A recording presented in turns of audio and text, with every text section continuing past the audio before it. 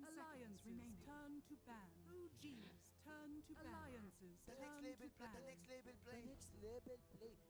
Ай-яй-яй-яй-яй, что сейчас произошло?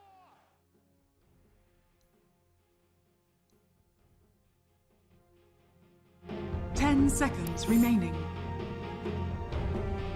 5 seconds remaining. OG's turn to pick.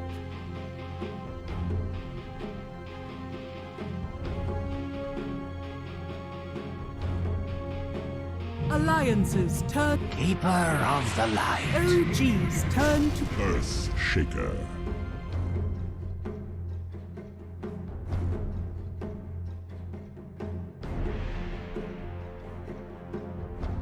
Ten seconds remaining.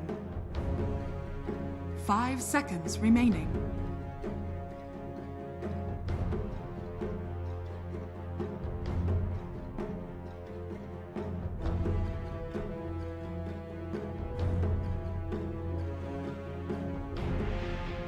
We have ourselves a draft between Alliance and OG. On one side, OG so far with 2 victories on the board, and on the other side, Alliance without a victory on board. And these series, they are so important.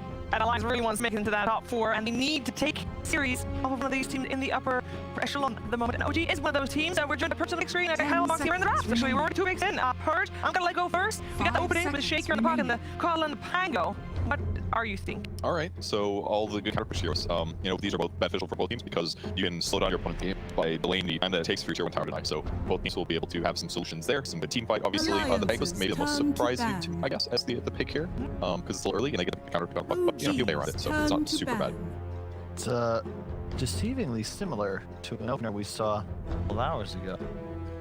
Wonder if that was prepped, if that's something they've gotten for streaming each other, or if they just saw it in match and wanted to use it. 10 seconds remaining. Massive amounts of team fight, mobility, way clear. Big fan. They also been out the bat. Remaining. That makes sense. We've been teasing Alliance for picking it 3 consecutive games, but even to beat it with arguably the best luck in the world twice. If you're not comfortable with it, you might not have something you want to do yourself. Maybe they protected them from themselves, you know. Well, Lib's also beast on that. Alliances turn to ban. Maybe Thompson just really didn't want to play Slark. Nah, The other reason I they get picked the other reason they picked the Slark, right, was the fact they were picking Wraith King every single game to counter. They get all those. 10 seconds That remaining. is just annoying now, and he's really 5 leaving it in the seconds pool if you remaining. know someone's very comfortable with it. OG are also arguably one of the greediest macro teams in Dota. Like, they're always playing like all lanes. They're running at you, keep running at you.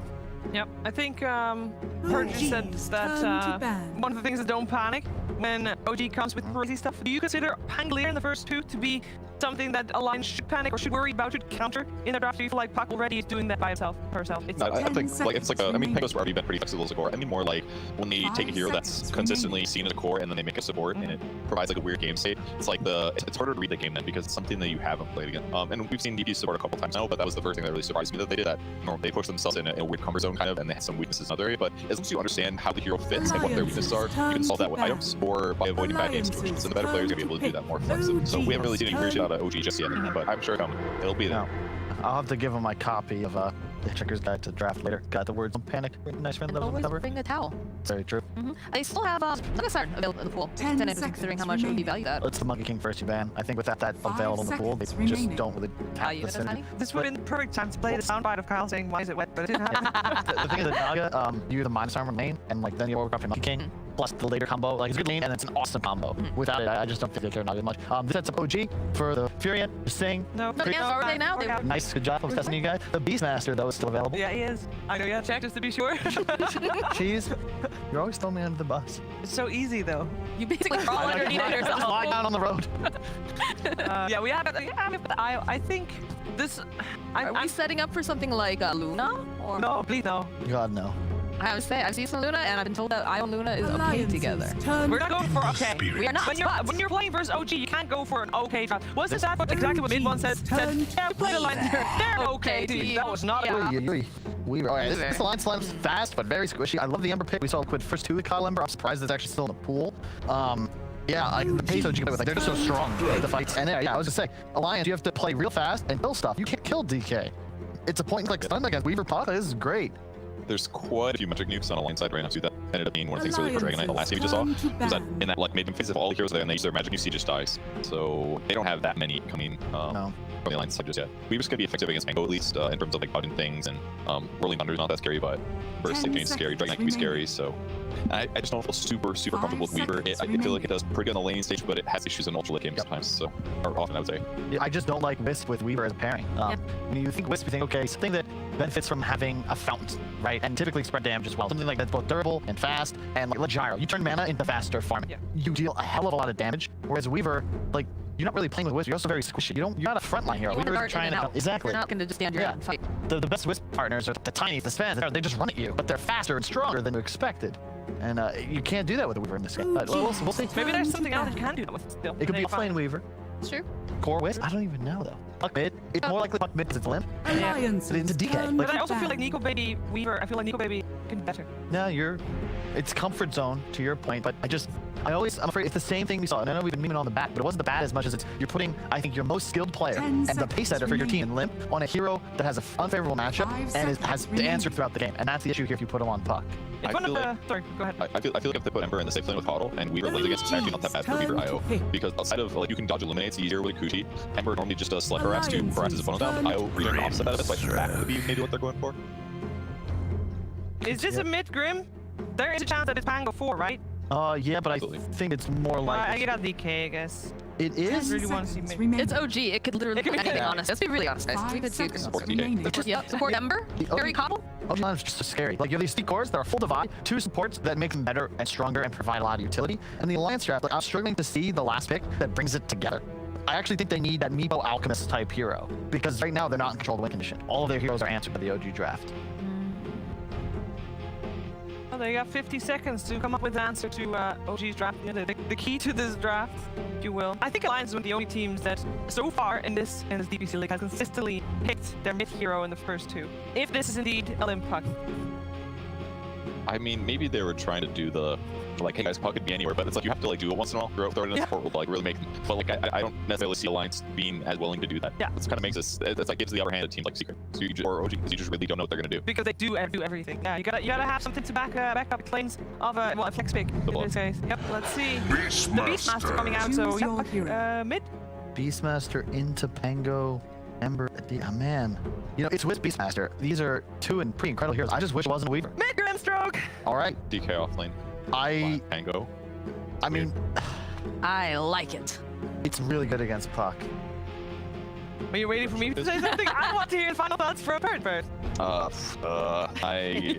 Grimstroke is mid. That's all I know. I don't know what the lane matchups are in. But DK against the rest of them should be pretty good, I guess. So that's weird. I don't know. I'd have to stare at it for another 3 minutes to get answers. That's okay. You can stare at it for however long the game lasts. We'll back with you after the game. What are you thinking now? I think OG, they're favorable matchups on all the lanes, and unless Wisp Weaver just crush and they take total map control through towers by 12 minutes, it's just such a hard game for Alliance. I feel like they have to play so much better. It's DK, bro. Hey, we're gonna stun that guy. He's real squishy. He died. All right, cool. Next. It's just I'm not seeing it, but I'm hoping Alliance can surprise me. I mean, Dun's win games. And also, I don't have faith in this Weaver. I hate to say it, but I don't see how he fits into the grand picture. Like, it looks like it's just way too hard to execute this draft, so I'm gonna have to go with OG. All right. Well, it's an open. How is it going to play out? What form are these teams in? We're gonna find out together with OD Pixel and BSG. Thank you very much, Steve. Yes, ready to go here with Prepare for Alliance battle. versus OG. Brian, we've heard the panel's opinion on the draft. They seemingly favor what OG have here. What's sort of your thoughts? I mean, can Alliance do this? They do have Nico Baby on the Weaver, and this guy's a bit of a beast on the carry Weaver. Yeah, he's just got. They pretty much all got all their eggs in one basket. They got the Beastmaster aura. They got the IO. They're amping up the one guy, and it's the Weaver. That's the only concern I really have. It's not that I doubt Nico Baby's capabilities on the hero. I think if Limp turns himself potentially into a right-clicking core, that this could be more doable from the side of Alliance to scale like they need to. I think both lineups have playmaking potential, so despite whoever comes out to an early advantage, if somebody does, there will definitely be some brawling to come back into the game. 30 A lot of goal seconds to presence on both sides. You got Keeper Light Recall, you got the relocate from Wisp. So it's going to be a lot about these like micro movements. Yeah, and on the sort of side of OG, what? Obviously, the Thompson Grimstroke coming in again. You sort of look what it's playing up against. You think this is a game where Thompson's got a pretty good future ahead of him in this match? just say they have a nice balance The of battle guys that go in begins. and guys that sit back. I think Grimstroke's very much enabled by the teammates that he has. He has a lot of nice Inkswell targets, even in the support Pangolier. It's a great person to just throw into the middle of the fight. And it's going to be really difficult, I think, to get on top of him. And it's going to be a lot on Limp as well as Nico Baby to manage to kind of sneak back. Yeah, we'll see how well Limp can do it mid-matchup. I mean, Limp Puck, definitely one of the finest pucks in the industry. We'll see how well a lead he can get against Topson, or if Topson's going to cause issues for him in the laning stage. I mean, let's start looking at the side lanes. We started to hear from the panel some of the strengths they thought were going on for the duos. Is there any sort of matchup you think that's going to be hard for one of the teams? Get used to it. I'm definitely curious about bottom, because as we see, Seb actually levels his stun level 1 just to make sure that Stox's Illuminate hits. I think Nico Baby's going to struggle a bit, because once he gets some points up in the armor, Seb, he's not really going to care about the damage that Weaver's outputting, and thus he can kind of just play up in his face. Weaver's got pretty low base armor. I love the DK pick. I think it was the best pick of the draft. It basically said we have a super tanky stunner that you can't do anything to, that can find any of your squishy cores out. And sort of the overall game, how does it look for a carry Weaver? You know, is this a game where Nico Baby's going to have a lot of difficulties ahead of him when you see what he's playing into? I legitimately don't know what item build he's gonna go for. Like, I would lean towards Maelstrom SNY, because you have a lot of enablers to keep you alive, and you just need to survive through the tables that Seb's gonna dish out with maybe like a quick follow-up from the Grimstroke. But he might just have to go for that early BKB, and if you've got a Wisp behind you and a Beastmaster Orb buffing you up, that's just not what I would deem like a feel good. You know, you're excited to go BKB second item on Weaver.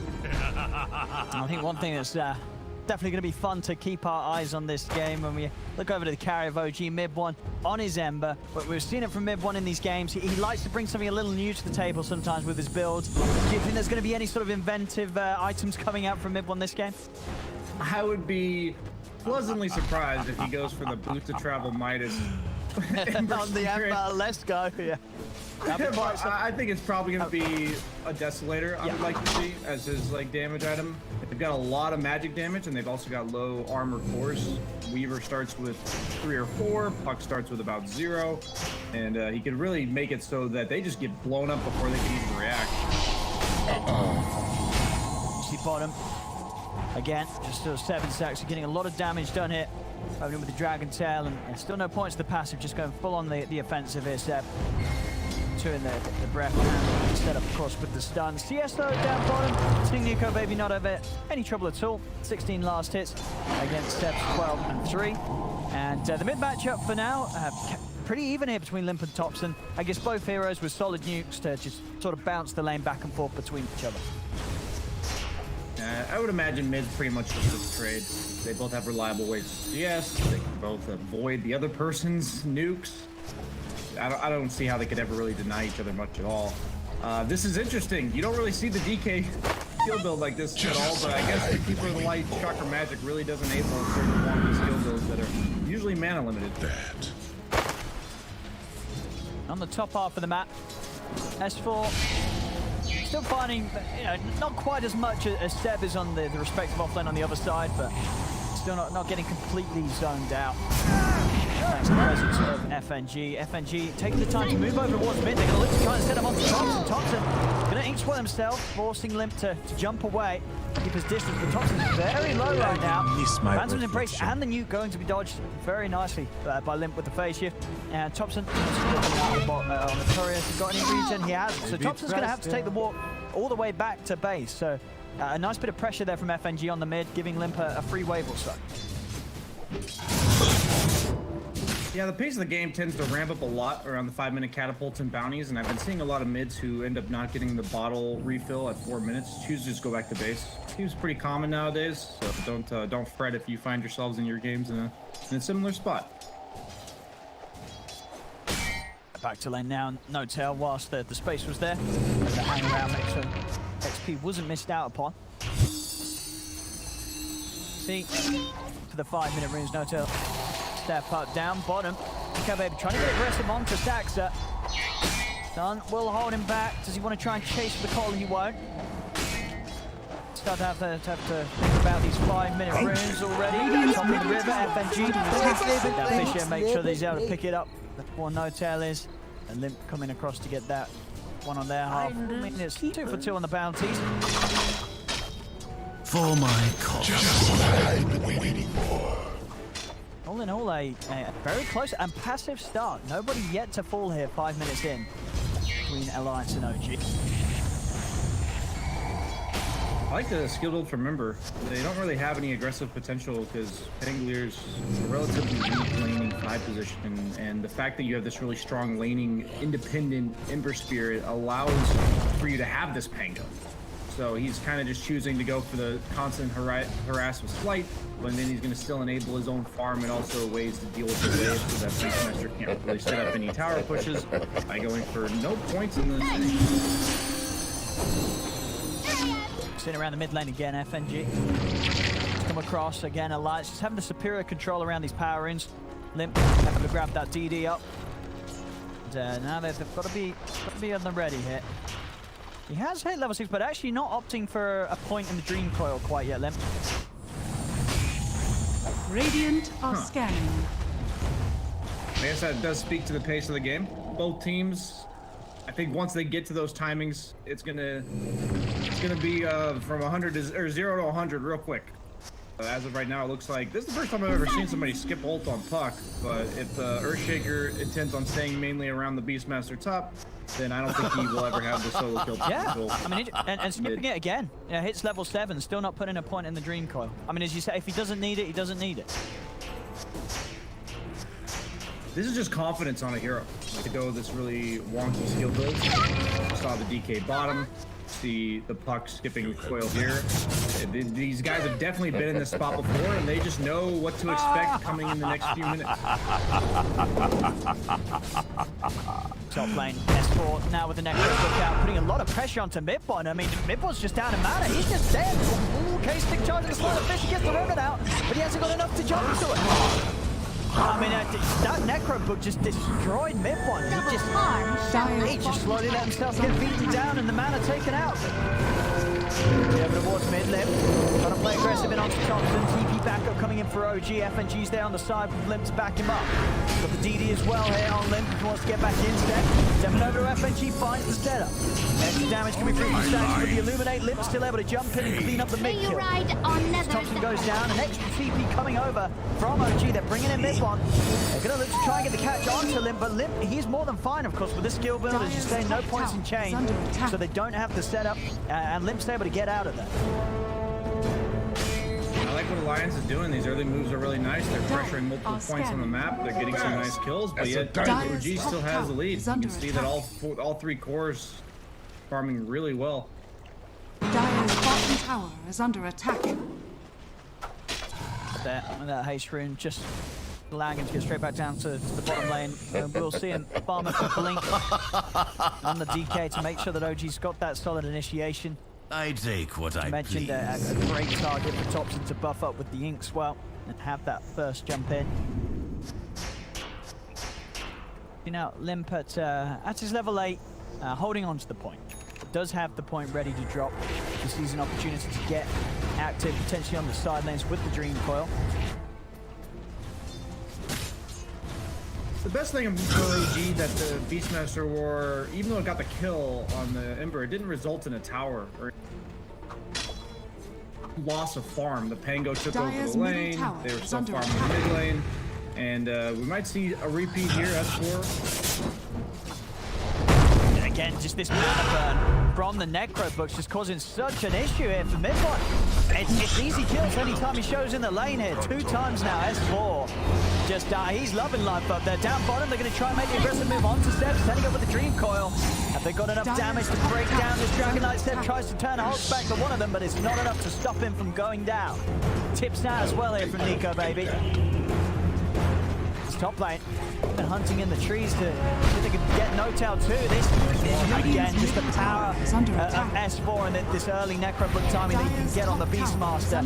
I mean, I've never seen sort of the rush get so many kills. You know, sure, you know, getting it this fast, you're going to have that pressure. they've already lost 3 heroes on this top lane to the Necrobook. Yeah, they're electing to leave the Coddle bottom so they able to alleviate pressure there rather than try to alleviate some Dire's pressure middle top, tower which is is interesting. under attack. They're definitely paying the price for it on the side of OG. But yeah, this is a 10th pick Beastmaster. Really good Beastmaster game at this stage. They have a lot of point-click targets to you roar them, they're gonna die. And also, their shaker setup to make sure he can reliably get the roar off on a hero like Ember is quite nice. But just notice how OG just has so much wave that even when they're getting these kills, they're getting these dives. Now OG's finally gonna make their rotation, and DK's ultimate is at the ready, and they might be the first to take an objective despite a lot of these early kills going through. These gross beings. See how much pressure they can put on the top lane. G gets it again. Fisher into Raw, into Goodbye Mana. I mean, these two are just crushing this top lane. Like Midbon, he's died it 3 times now, Brian. Yeah, that one might just be. Radiant's at one point Bottom lane. Ooh, I'm gonna have that blast to the side, knocks FNG away before he pops the echo. So OG able to keep the majority of them out of the range of that setup attempt. Is under attack. As OG, can they chase here? Alliance doing a good job of just getting away. They have lost the tower, but not losing any unnecessary heroes here, Alliance. As they could just keep themselves completely out of there. Of course, with all these kills S4's got up top, he's now able to finish off the tower. And here, 11.5 minutes in, he's already got the level 3 Necro. Jesus. 3rd time's the charm. Do get the tower. 3rd kill on mid one. I wonder who they're gonna have take over the top lane. Will it be one of the supports? Pangolier and Coddle are both good options. Looks like they are gonna send Fox to the top. Look, if they're going to feed somebody Radiant's now, bottom tower at least it hopefully is under won't be a attack. super high value target. Dire's middle tower is under attack. Absolutely, yeah. Midbon's got to find his space elsewhere on the map. How's his farm going? He's got the javelin, yeah, just trying to rush that Maelstrom here. It's not in my nature. To help him sort of pick his game back up as he's, understandably, with those 3 deaths that he had up there, falling a little bit behind on the Ember.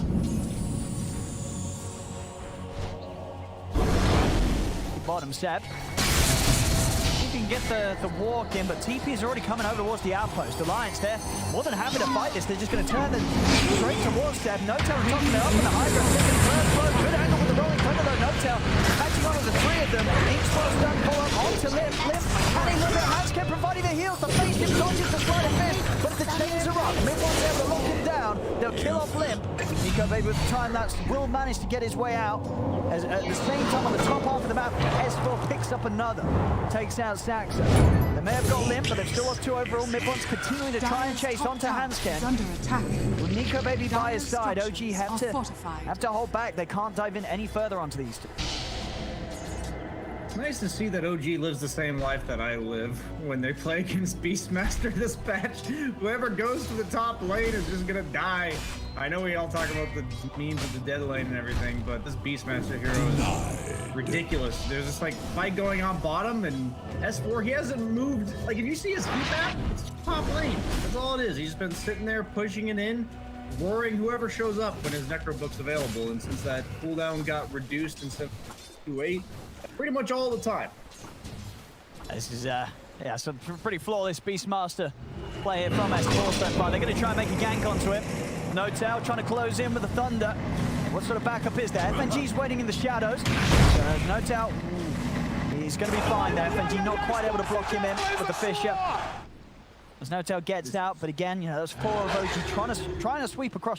They really want to slow down S4's game, but unable to do so there, as S4 is going to continue to have all the space that he wants up it.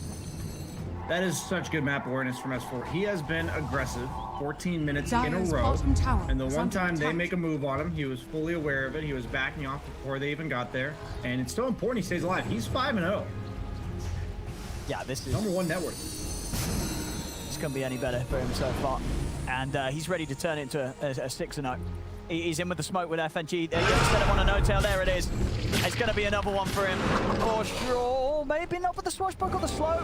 Still causing issues. No-Tail, he's got nowhere to roll out. And the damage from these Necrobooks, it's too much here. Another kill but S4 completely unstoppable on this Beastmaster. And hey, would you look at that? Dire's Perfect middle position to tower is start under attack. having a bit of a chip at the tier 1 tower mid.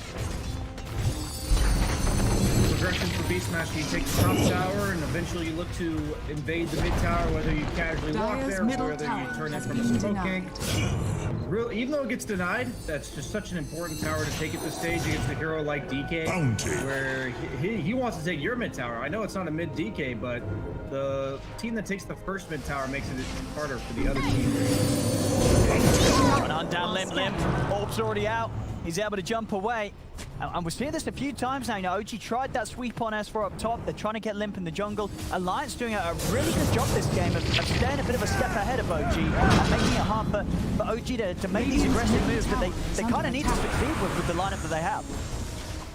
Yeah, Necrobook 3 is dead, so this should just be a free tower mid, I would assume. But thus far, Alliance, like you said, their moves have been quite great.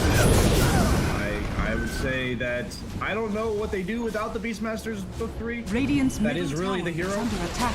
So Radiant's glad middle to see tower they has agree and they fallen. back off. Weaver, he's got, yes, Dire's Maelstrom, no top boots, tower on. Okay. Trying to get in onto FNG. And with step follow up, he'll have it. Yeah, I like this Weaver Radiant's build a middle lot. tower is under attack. You don't need boots necessarily when you have the IO and Sakuchi. The Sanj makes his game so much easier to play because he'll be able to much more reliably survive through that initial volley of Dire's spells, top tower plus up the is under healing he attack. gets from the IO. OG looks to want to make a move top. Tricky one to catch though, especially with Hanskin by his side, and Hanskin's already ready to take him out with a relocate. Yeah, that was never going to work, I think. Alliance just has really good positioning on the map. Really good awareness. Limp was instantly ready to dodge that gank. S4 dodged the smoke gank earlier.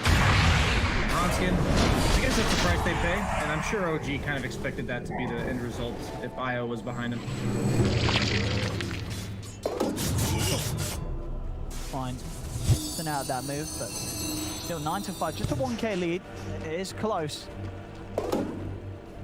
Alliance. So he's got the Boots of Travel Midas Ember version. He's going Maelstrom into Boots of Travel.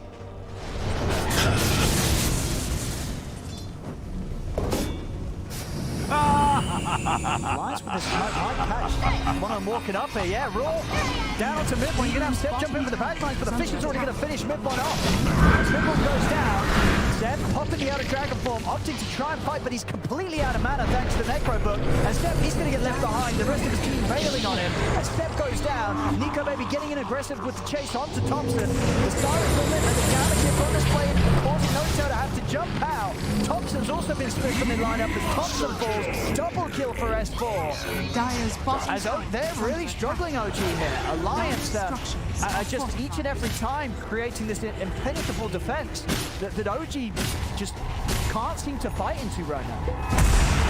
Yeah, I almost feel like this is a bit lazy for mid one. He just walked up a high ground with no vision, with all of Alliance Dire's missing, and bottom it tower definitely has requires Alliance to be properly positioned at all times to punish that sort of move, but he was #1 net worth on his team despite the rough start that he had, and he just walked up the high ground and died instantly with no impact at all. Alliance capitalizing to the max on that one. They're now up by 5,000 gold at 18. Yeah, this is looking like such a cleaner Alliance compared to what we saw from them in the first series that they had here in the league. They definitely went away and did their homework, and they've tightened up their gameplay dramatically between that last series and what we're seeing from them now, as this is just top form Alliance here, and big smiles from S4. I mean, you can't blame him. He's 8-0-1 on his Beastmaster. He is having quite the game. Yeah, I don't know if OG was ready for this. Alliance is playing so well.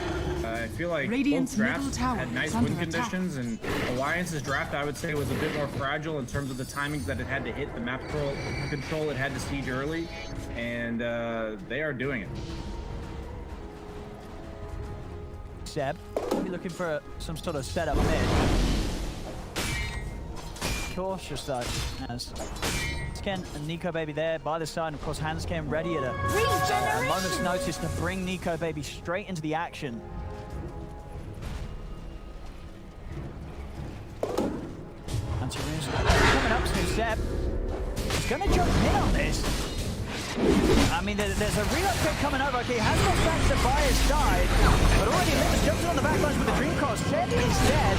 As the Thunder comes out with the Fish in place, Nico Baby's going to start to poke the backlines, bring towards Thompson. S4 just standing his ground with the BKB. As Nico Baby and FNG look to chase them down. Midwon's coming on with the entrance down south. Midwon's locked down into the silence. Midwon goes down. It's 3 dead on OG. Thompson's trying to run. He's out of mana. He's also going to voice the speed wipe.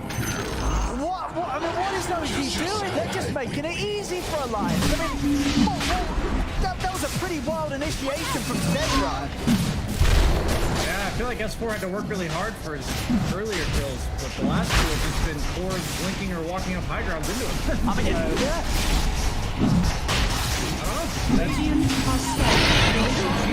Thinking to themselves that Alliance has to mess up. Like, we have to make these proactive plays, and if Alliance is not ready for them, they will work. But Alliance has been in the right position, and it's just so clean. Yeah, I don't know what else to say. Yeah, no, this is. I mean, as you say, I guess OG waiting for a mistake from Alliance. This Alliance doesn't look like it's going to make any mistakes this game. From what we've seen so far, I mean, how big their heroes are getting. Nico Baby, the next thing you know, he's going to have his Skadi complete. And then once he has that on top of the S and Y, there's going to be more than ample time for Hanskin to just get in every single time and offer up that extra bit of heal and sustain to make it very hard for OG to ever be able to burst through this Weaver. Bottom lane left, he's in with a setup onto Midwon. Midwon's down, Roar onto Notel, holding him in place in the Rolling Thunder. And they're just chasing for more. There's just no stopping here from Alliance. Straight over to Thompson. Thompson cannot do anything here against the 4-5 of them surrounding him and taking him down. It's 20-5, 21 minutes in, 9k lead for Alliance as they are completely dominating OG. When he's got the Wisp tethering him, the Necrobook move speed aura, and Sakuchi, he's at 700 plus movement speed on Nico Baby. So with that's without boots. The record. The SNY is actually more value because it's bonus percent movement speed, which Sakuchi is flat bonus move speed. So he's getting like basically more than boots out of an SNY. We are concerned about Weaver's survivability in tandem with his lack of damage early, but he has this Imclaw as a nice neutral item, and he's able to skip the boots, so his other timings are coming online much earlier. Weaver does suffer with regen. He's a hero that usually has to go for like a Falcon Blade or an earlier Lincoln Spear against a hero like DK. This IO is definitely enabling Nico Baby to just go for all of these luxurious items that feel really nice to buy. Bottom. I mean, Midwon tries to go in onto FNG, but Lips in with the backup, falls down. Midwon getting burst low, Notel in with the Rolling Thunder to provide some safety for Midwon. He ticks down low. They do get FNG over to the side. Thompson was trying to join the team, but S4 puts him in position with the Roar. Saxon trying with the TP out. Is he going to make it away? He does. Only just, but again, Thompson dying, S4. He's just sort of take whatever he wants it each and every time. The Roar's guaranteeing a kill, and there's no save from OG. As soon as S4 opens up onto someone, it's an easy kill for Alliance. Hanskin has pinged Seb here. They obviously don't see him based on what we see with their wards, but they know that Seb was not at that fight, and he must be somewhere else, and there's not too many options left. Seb leans up the triangle, trying to complete his BKB. I think that fight honestly wasn't that bad for OG. All things considered, there were a lot of narrow escapes coming out from them, and then in the meantime, Seb was completing a crucial item on the other side of the map. So this may be go time. I don't really know when there's a better go time for OG. BKB from DK, he has Blink BKB at this point. I don't even know if it's enough. The raw damage now might just be too overwhelming, despite the fact that DK was meant to be tanky in this game. Yeah, I know, just Nico Baby, so huge. I mean, 24 minutes in. Maelstrom SNY Skadi was, as we saw there on the numbers, it's just under 3 minutes faster than what you can normally expect to see on a Weaver.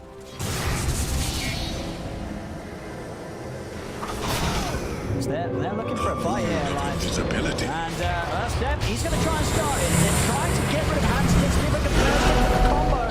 But the Roar's out onto Thompson. Hanskin's still alive. Seb Can he finally finish him off? He can. No-Tail comes in with a rolling thunder. They get the kill, but Thompson's going to fall to the Necro Book. They've got the chains onto S4. Follow up Dragon Tail's done from Seb, but there's the coverage from FNG. Lays down the Fisher. Stops them from being able to kill off S4. As OG again just losing another horrendous team fight for themselves. They lose 4. They only get Handston, and they really had to throw everything onto the IO to even get that kill at all. You know, I've had some casual Dota players come in and say, I feel like I can't have much impact in the offlane. I feel like I'm always reliant upon my team to carry me, and I feel like S4 is shutting that notion down. Like, I can't believe this. This is insane performance. 12-0-5. This is how you carry a freaking game from the offense. Yeah. Last pick, they trusted him to do exactly this by giving him last pick. I guess he gave himself last pick, so he trusted himself. Hey, you know what? Faith in yourself, that's important too. But I don't know, man. This is such good play. Like, they're dying to his stuff on the ground, and it's enabling so much to happen with these squishy heroes we were concerned about. They're not so squishy when the threats are all just dead.